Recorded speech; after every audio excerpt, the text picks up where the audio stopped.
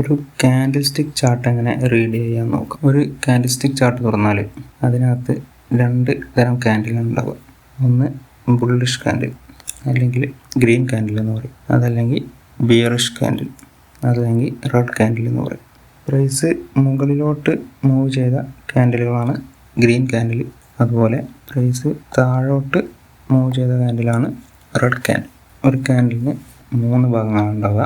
അതിൽ ഏറ്റവും ഇമ്പോർട്ടൻ്റ് ആയ ഭാഗമാണ് കാൻഡിലിൻ്റെ റിയൽ ബോഡി. ഇത്രയും ഭാഗമാണ് കാൻഡിലിൻ്റെ റിയൽ ബോഡി എന്ന് പറയുന്നത്. അതുപോലെ അപ്പർ വിക്ക്, ഇത്രയും ഭാഗമാണ് കാൻഡിലിൻ്റെ അപ്പർ വിക്ക് അല്ലെങ്കിൽ അപ്പർ ഷാഡോ എന്ന് പറയും. അതുപോലെ ഇത്രയും ഭാഗമാണ് കാൻഡിലിൻ്റെ ലോവർ വിക്ക് അല്ലെങ്കിൽ ലോവർ ഷാഡോ എന്ന് പറയും. പിന്നീട് ഓരോ കാൻഡിലിനും 4 പ്രൈസ് പോയിന്റുകളാണ് ഉണ്ടാവുക.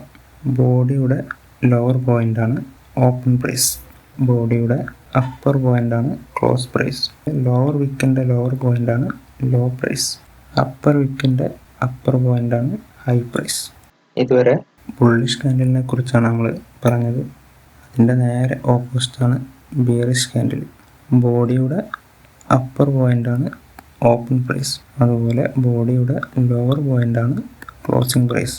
ഹൈ പ്രൈസും ലോ പ്രൈസും ആദ്യത്തെ ഗ്രീൻ കാൻഡിലും സെയിം തന്നെയാണ്. ഇത്രയാണ് കാൻഡിലിൽ അടങ്ങിയിട്ടുള്ള ഇൻഫർമേഷൻസ്.